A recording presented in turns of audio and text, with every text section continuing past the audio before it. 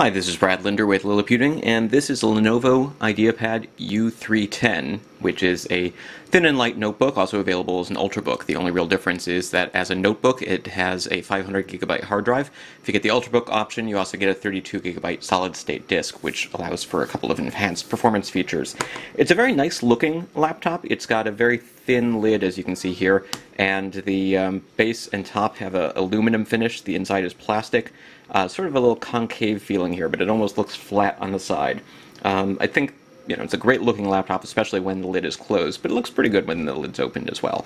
We've got two USB 3.0 ports here, HDMI, Ethernet, and a vent.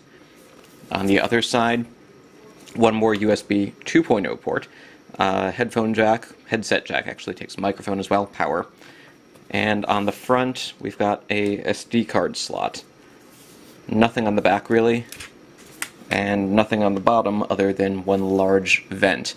Nothing removable here either, which means that you get as much RAM as it comes with, and that's it. It comes with 4 GB, which is pretty good. No removable battery, which is a little bit problematic because it only gets around 5 hours of battery life. So if you really need more than that, you're going to need to carry a cable around with you to charge it. Let's go ahead and open this up. And you can see it's got a glossy lid. It's a 13-inch screen, 1366 by 768 pixel resolution. Does reflect a little bit of glare when you're in a bright environment, but in most sort of office-type settings or coffee shops, it's not going to be too bad. And it looks pretty good. There's a little bit of a wider bezel than I'd like, so for a 13-inch notebook, it does feel a little bit large. So when you compare it to something like an Asus ZenBook, this seems a little bit on the large side. And part of that is possibly illusion, because there's just so much extra space on the sides of the keyboard here. The keyboard it gives a little bit more flex than I would really like. Let's go ahead and turn off the volume here. When you push in, you can sort of see the keyboard go down, and that's not something that I normally find that problematic. I know some people really have problems with it, but when I'm typing, I don't have problems on most keyboards with a little bit of flex. This kind of has a lot of flex, though, so I really do kind of feel it as I'm pushing down. For the most part, I can type reasonably quickly. Another thing that I'm pretty happy with here is that the Control key is all the way on the left side, and the function key is next to it. On a lot of Lenovo's previous laptops, the function key was on the outside, so when I would try to hit Control, I would wind up hitting function instead. There's a dedicated row over here of home and page up and page down buttons, as well as full-size keys for up, down, left, and right arrows, which is kind of nice.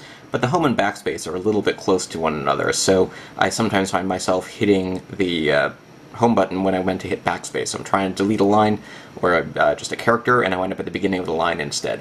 It's not the end of the world. You can definitely get used to it, especially if this is your primary laptop. But having tested this for about a week or two, it's something that sort of throws me off because I do spend a lot of time on different keyboards.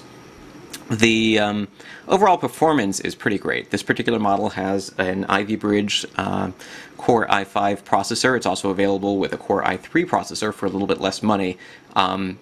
At Liliputing we tend to focus on affordable portable computers, so I test a lot of things like netbooks or lower-end machines. This Core i5 is a dual-core processor. It's not a top-of-the-line chip. It's really meant for mobile devices, but it's possibly the fastest laptop that I've ever tested in terms of how long it takes to do some CPU-intensive things like transcoding audio and video files, creating zip archives, and running some graphics benchmarks too, such as 3D Mark or the Street Fighter 4 benchmark. It does pretty well on those. It's not really a gaming machine, but you can use it to play some video games. You're not going to have any problems with HD video. So really my biggest complaints about this are the keyboard could be a little bit better. Maybe a little bit wider would help as well, and it would make the laptop not feel like it's wasting space on the screen with the large bezel and the keyboard with the large area around the sides. And better battery life would really be nice. In terms of the build quality, the plastic feels pretty sturdy here, but again in the keyboard you can sort of feel it give. The touchpad is reasonably easy to use, but I find it's also kind of easy to swipe my palm against it accidentally when I'm typing, even when I plug in a USB mouse. The touchpad is nice to have this nice big large touchpad, but it would be nice also if there was a little bit of palm rejection software of some sort. But for $799 or $749 really for the starting price for the Ultrabook, or $699 if you don't get the Ultrabook, it's a pretty impressive deal for that price. a higher resolution screen would be nice, longer battery life would be nice, but you do get some pretty nifty features, such as this solid-state disk really lets it do some pretty impressive things, such as we're shutting down the system and we're going to reboot, and you'll see it takes just about 25 seconds to go from off to on.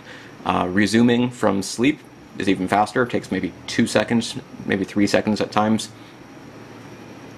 There we go, a complete boot. And when it goes into deep sleep mode, if you sort of shut the lid and leave it off for an extended period of time, then you'll notice that it does take more like 5 or 6 seconds to come back, but overall it's still a pretty fast experience. So we've got a desktop here. It's going to take another couple of seconds to connect to Wi-Fi, but in 20-25 seconds here, 28 seconds, it went from off to on and connected to wireless. So anyways, again, there you go. That is a quick look and video review of the Lenovo IdeaPad U310. You can find more details, photos, and additional information at Liliputing.com, as well as reviews for other ultrabooks, notebooks, tablets, and all sorts of affordable portable devices. This is Brad Linder with Liliputing.